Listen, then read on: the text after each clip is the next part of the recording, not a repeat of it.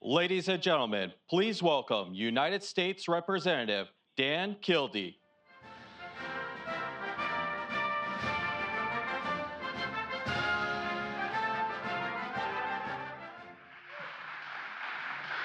Well, thank you all for being here, and it's great to be back here at Hemlock Semiconductor. I feel like if I show up a few more times, I'm going to get an employee badge. We've been here a lot. This is an exciting company, and it's an exciting time for this industry. Really happy to be here with Governor Whitmer for her leadership in this state and for all she does. And President Biden, welcome back virtually to Michigan. Look, this company, Hemlock Semiconductor, is generating good-paying jobs. That's what I've been focused on, and the reason that I've been here so many times. Good-paying jobs right here in mid-Michigan, and that's why I'm really pleased that I was able to help the House pass, and we were joined by our senators in passing the CHIPS and Science Act. This bill will boost U.S. manufacturing. It'll help create sustainable, good-paying jobs right here in mid-Michigan, including union jobs in the auto industry, which is really critical. The CHIPS and Science Act will also help us compete with our global competition to help win the 21st century, to help own the 21st century economy.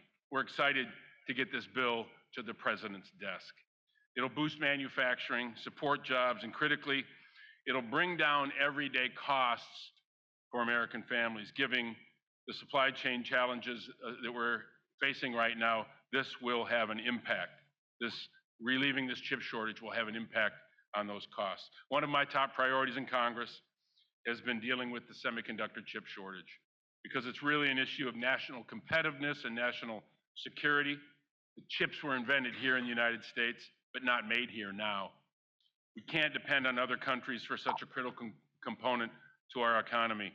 And I was really pleased to help usher this through the House. I'm a member of the Science, Space, and Technology Committee, as well as Ways and Means, and we were able to help move this legislation and get it to the President's desk with the partnership that we have in the Senate. This helps us deal with the economic challenges we face. We've had too many of our friends and family members laid off, facing uncertainty because of this chip shortage. In fact, thousands of GM trucks made in my hometown of Flint sit in parking lots, unable to be sold because they lack those internationally sourced semiconductors needed to finish their production. America's economy, Michigan's workers should not have to rely on foreign semiconductor chips. With our bipartisan legislation, I emphasize that, this bipartisan bill will bring chip production back to Michigan and the United States more particularly.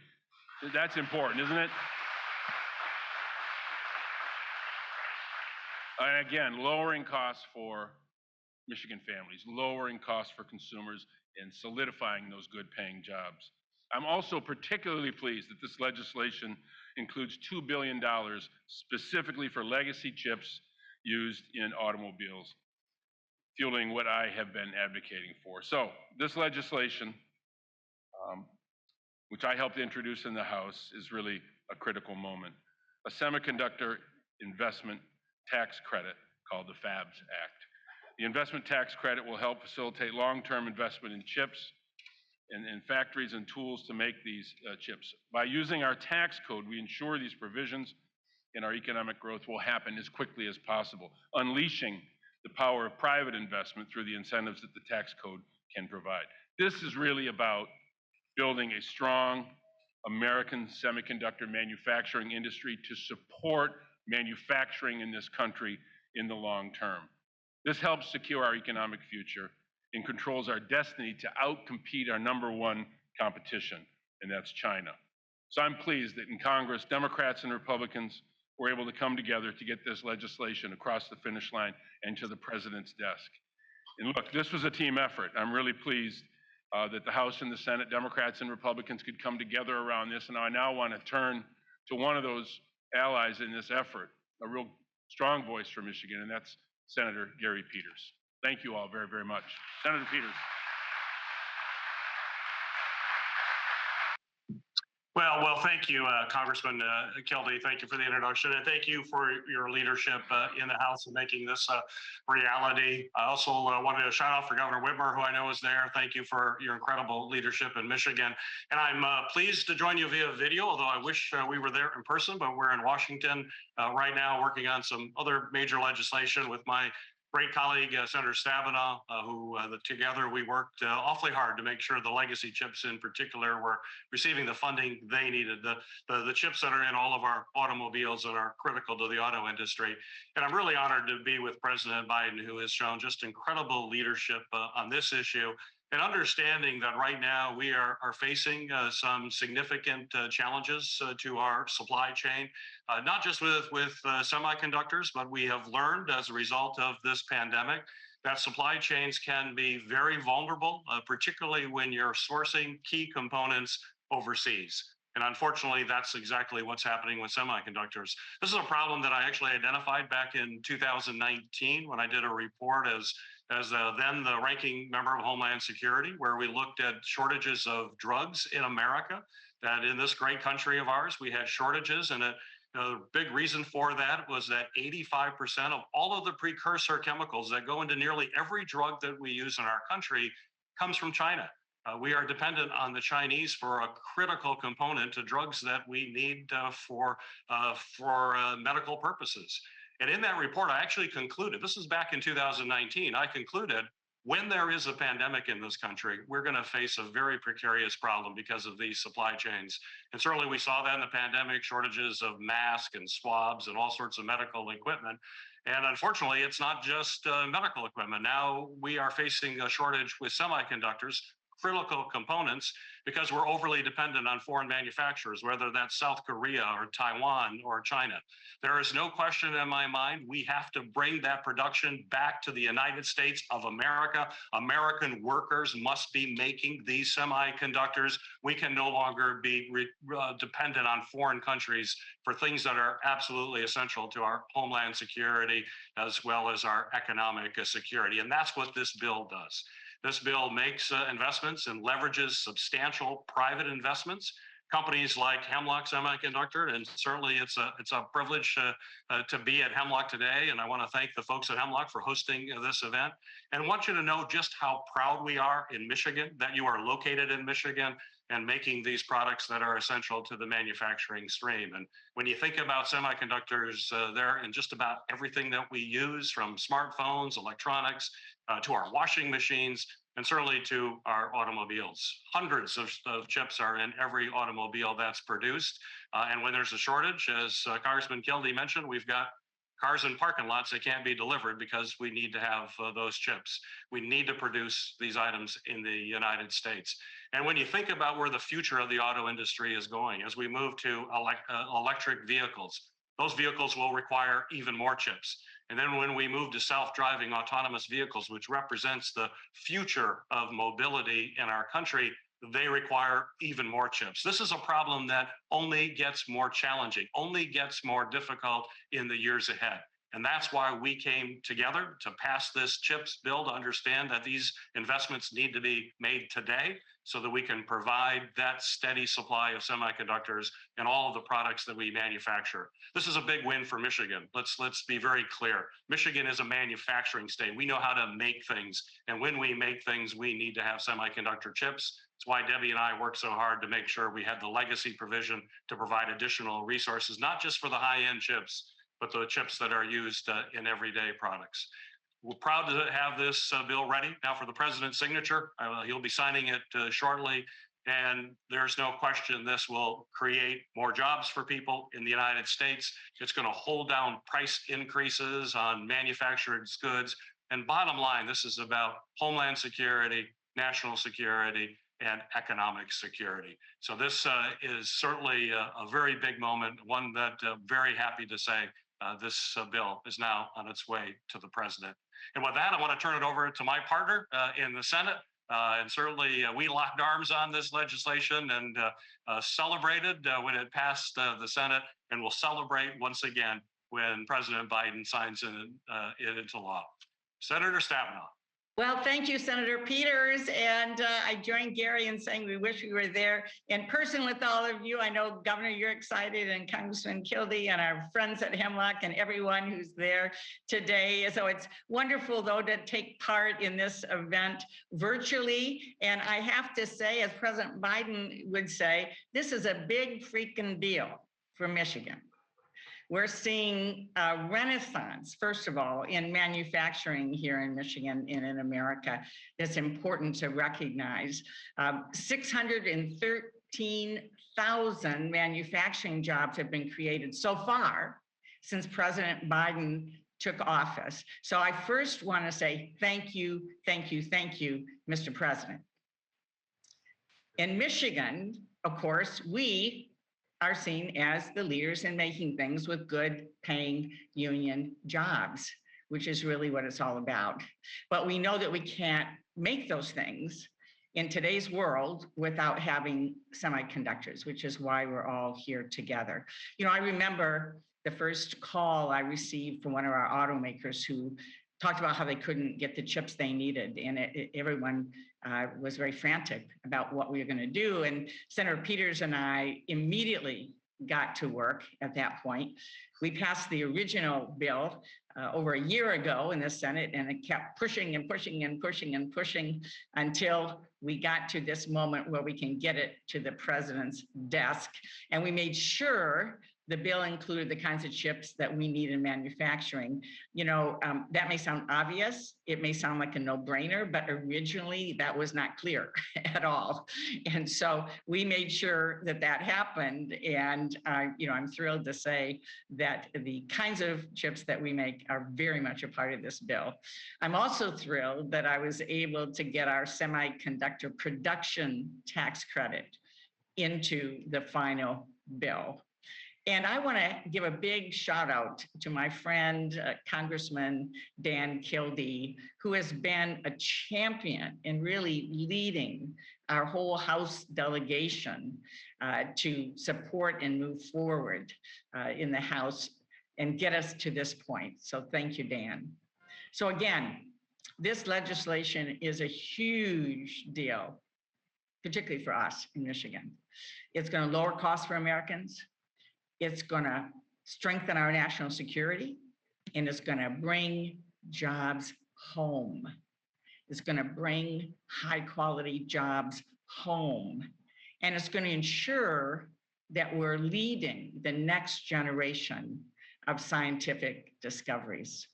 So this is an exciting moment, and this is a big deal for Michigan. And I'm so glad to be a part of this announcement today.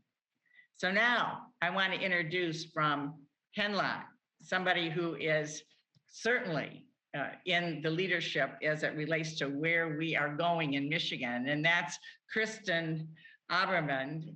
And thank you, Kristen, and all of our friends at Hemlock for being a part of this manufacturing renaissance. Over to you.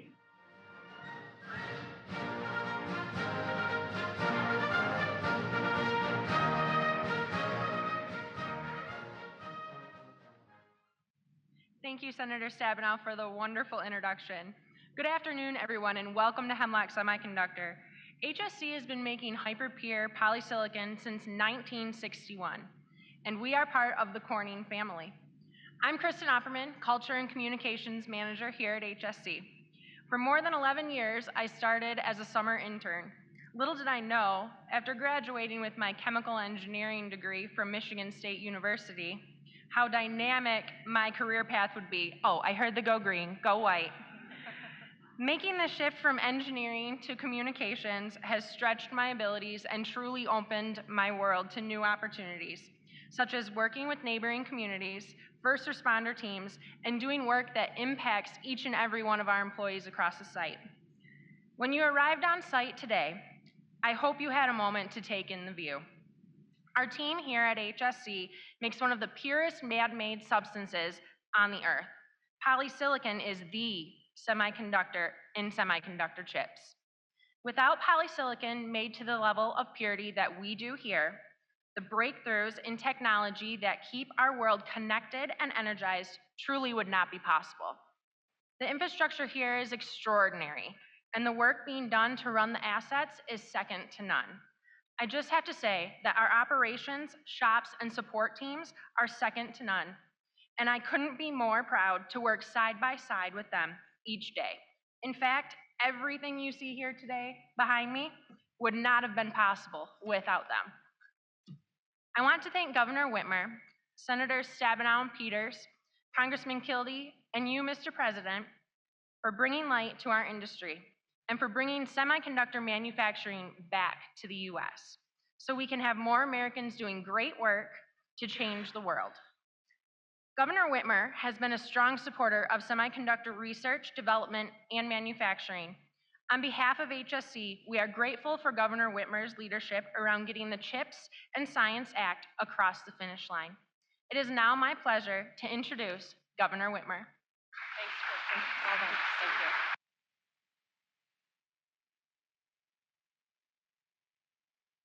Thank you, Kristen. Appreciate that, and appreciate hosting us here at Hemlock, where they're doing some incredible work.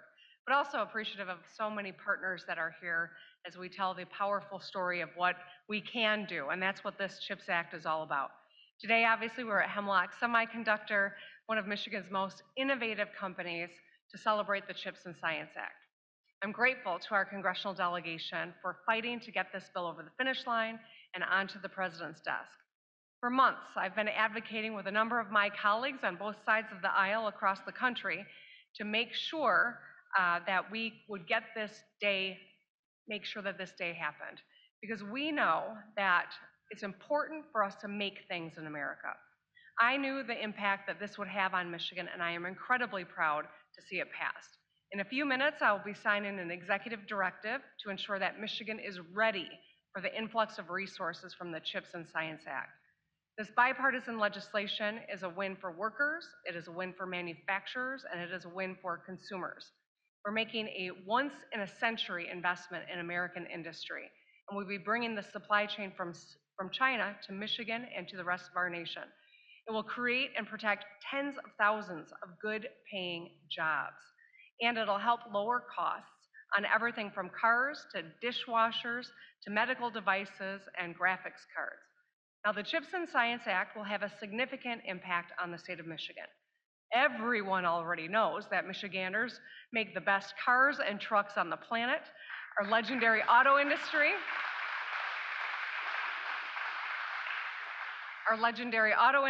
and generations of union families put Michigan on the map. But we also know the devastating impact that the chip shortage has been having on the auto industry, reducing production and idled plants, which have impacted over 575,000 auto-related jobs here in the United States. Last year, North American automakers lost an estimated 2.2 million vehicles, equaling over 3,000 days. But there are signs of hope, and that's what this is all about.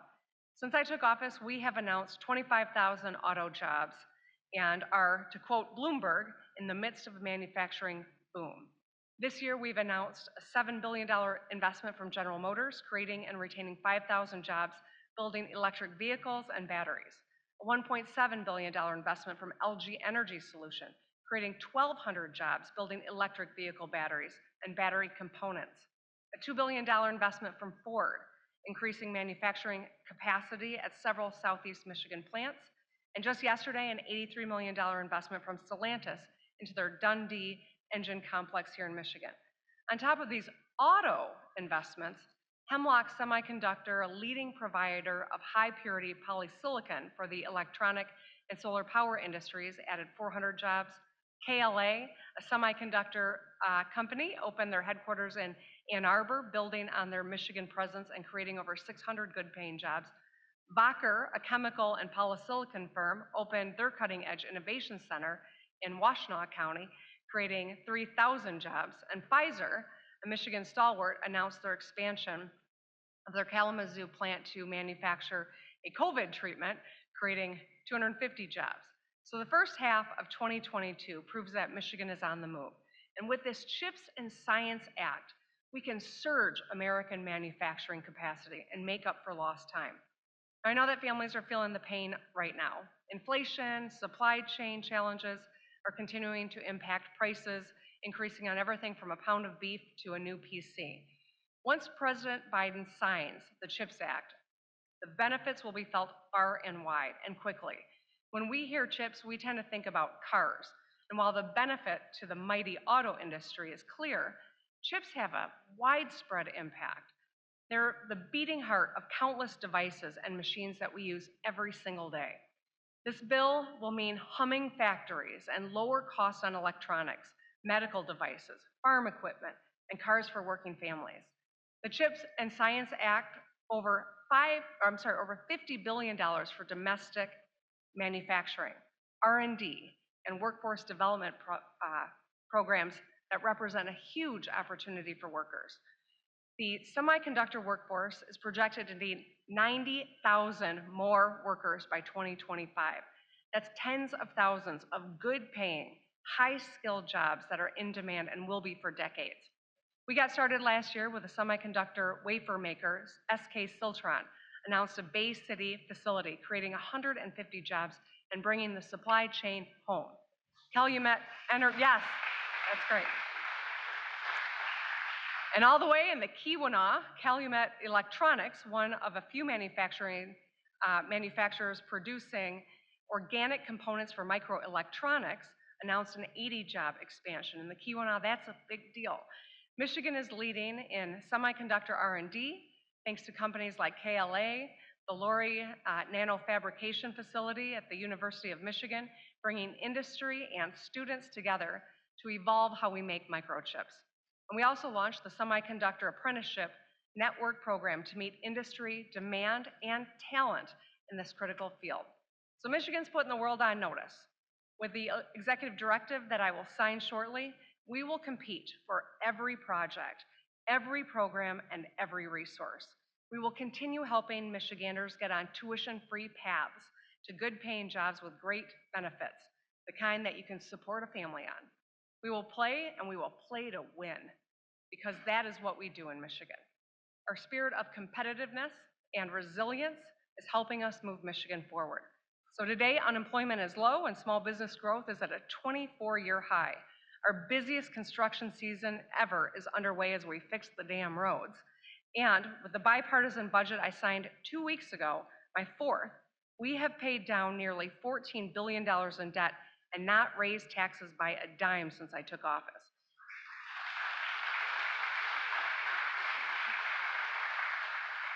And best of all, we are home to the hardest working people, the most innovative companies in the world. And there are at least 6 to 8 weeks of decent weather left. That was a joke. Every day is a beautiful day in Michigan. But I want to thank our congressional delegation for their work on this legislation. Our labor friends are standing up for American workers and President Biden for his leadership. Now, let's get it done and keep our country and the state of Michigan moving forward. It is my distinct honor to introduce President Biden, who is joining us virtually.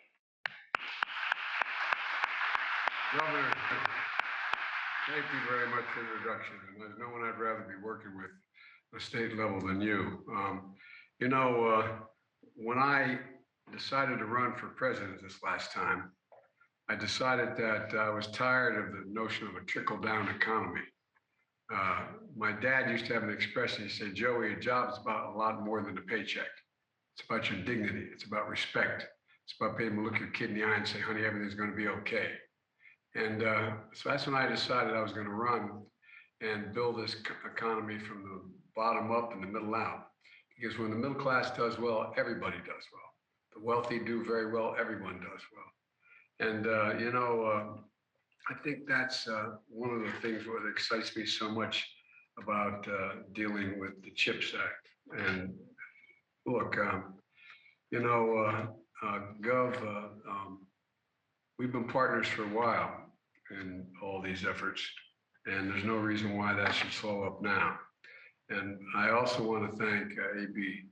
Ghosh and everyone at Hemlock for being so cooperative and keeping things alive since the 60s. I also want to thank Representative Kildee. I tell you what, as a man who cares a great deal about this issue along with Senator Peters and Stabenow. The other members of the Michigan delegation wouldn't happen without them. Every single Democrat, 2 Republicans voted to get the CHIPS and Science Act to my desk. It really matters. I was looking forward to visiting all of you in person, but I'm glad I could still meet you virtually. As we meet to celebrate this bill, I'm reminded of what we did more than a decade ago when we rescued the American auto industry in the wake of the Great Recession. There were those who said we shouldn't. Just let it go bankrupt. Remember that debate? It was a literal debate. Let's just let it go bankrupt. But we all in this room refused to let that happen. And it wasn't just because of an iconic industry, it was because the auto industry is the heart and soul of the nation. It was about the auto industry's legacy. It's about the future. It's about America's future. And one of the reasons why I'm so excited about the CHIPS and Science Bill is that it sees that future for decades to come. Last week, after the bill passed, I saw a headline on the front page of the Detroit Free Press. It says, "Semiconductor vote thrills automakers." I know it sure in hell thrilled me, and it thrilled everybody around this White House, and all of us. You know, the way I see this bill in Michigan is it's about chips and it's about cars. The bill has supercharged our efforts to make semiconductors here in America. And you know, these tiny little computer chips the size of a fingertip that are building the building blocks for a modern economy, they power everything from smartphones to dishwashers to automobiles and so much more. In fact, the vehicle that the UAW makes in Michigan are used as many as 3,000 semiconductors per vehicle. And as electric vehicle sales continue to climb, there were double this year than there were last year. Automakers are going to need even more of these semiconductors. America invented the semiconductor, but over the years, we let manufacturing of these semiconductors get overseas. And as we saw during the pandemic, when the factories overseas that make these chips shut down, the global economy comes to a screeching halt, driving up costs for families and in a big way. You know, a third of the core inflation last year in America was due to the high price of automobiles, which was driven by the shortage of semiconductors. For the sake of our economy and jobs and cost and our national security, we have to make these semiconductors in America once again. And folks, for the folks at home, there's a broader supply chain that makes these semiconductors that connect to countless other small businesses and manufacturers. This bill funds the entire semiconductor supply chain, from research and development to key inputs in polysilicon manufactured at Hemlock. Look, I'm told that 1/3 of all the chips in the world use the polysilicon made right here in your factory. Imagine if we had more of these kinds of factories doing some of the most sophisticated manufacturing in the world, employing thousands of workers, including UA plumbers and pipe fitters, IBW electricians, sheet metal workers, iron workers. This is you know, as analysts say, an investment in the CHIPS and Science Act is going to create more than 1 million construction jobs over the next 5 years. That's not even counting the jobs making the chips, just building the facilities, building the semiconductor factories. It's going to be 1 million construction jobs. And who knows what that's going to generate. This bill makes sure that as many of those jobs pay Davis-Bacon prevailing wage, which will ensure that tens of thousands of new construction jobs are good paying union jobs here in America. And the bill is not handing out a blank check to companies.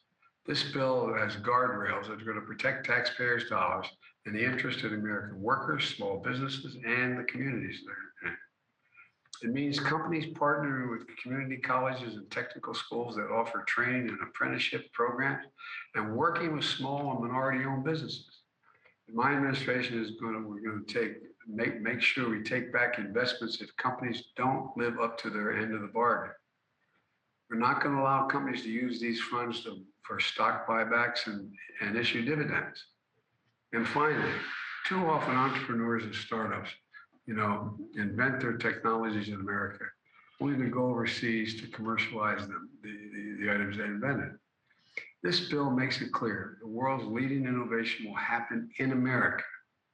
We will both invent in America and make it in America. We're going to make sure We include all of America, including rural and urban communities right here in the industrial Midwest. Just as a lot of experts were wrong to think that we wouldn't rescue the auto industry more than a decade ago, a lot of experts today believe we wouldn't bring manufacturing jobs back to America and that they were forever gone. But they were wrong. We recovered all the manufacturing jobs we lost during the pandemic. 613,000 of them gained since I took office, more than any other president. Construction and new manufacturing facilities are up more than double this year. And the investments in the Inflation Reduction Act currently in the Senate are going to create even more manufacturing jobs building out wind farms and solar panels, making electric vehicles here in Michigan while lowering energy costs and healthcare costs like the cost of prescription drugs. Folks, we have more work to do, but the progress we're making is proof that we're the United States of America. There's nothing beyond our capacity when we work together. And that's what we're doing because of the elected officials on that factory floor. We're working together. And I think the one thing the American people began to lose faith in was our ability to work together to get things done. There's nothing, and I mean it sincerely, there's nothing beyond the capacity of the United States to get done, nothing, when we decide to do it together. And that's what happened this time around. So I'm going to turn this back to Governor Whitmer and thank her again for all her incredible leadership. But I also want to say one more time, what my dad said, a job's a lot more than about a paycheck. It's about your dignity, it's about respect, it's about being able to have a little bit of breathing room. That's what all these jobs are going to do. They're going to put America in a position to be the leader in the world economically for a long time to come. This is part of it. As I said before I began, we had a little chat before we came on the air. I said, you know, we used to invest over 2% of our total GDP in pure research and development. I got down to 0.7%. Other nations picked up that research, but that's not who we are. We're back in the game. There's not a thing we can't do. Remember, we invented these chips. We modernized these chips. We made them work, and there's a lot more we can get done. So please, please, please have faith in our country. Have faith in what we can do. As I said, there's nothing beyond our capacity. Nothing, nothing. Thank you, Governor. I'm going to turn it back to you now.